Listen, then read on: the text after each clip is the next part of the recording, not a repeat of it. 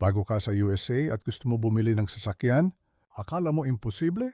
Hindi totoo yan pa. Panoorin mo to. Kung bago ka sa Amerika, ito ang step-by-step kung paano ka makakabili ng sasakyan kahit kakadating mo pa lang. Una, siguraduhin mo na meron ka nito. Valid ID or passport, proof of address, kahit bill or letter, social security number. Pero take note, may dealers na tumatanggap kahit wala pa.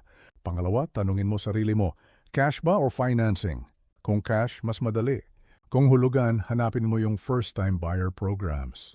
Mas okay kung sa dealership ka bibili, lalo na kung first time. Iwas sakit ng ulo, may warranty pa minsan. Kung wala ka pang credit history, okay lang yan.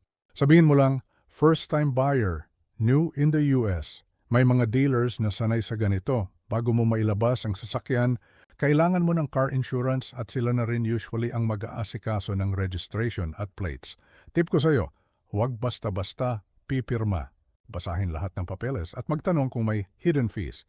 Kung gusto mo ng Part 2, magkano ang down payment at best cars for beginners, mag-subscribe ka ngayon at i-comment mo kung taga saan ka dito sa USA.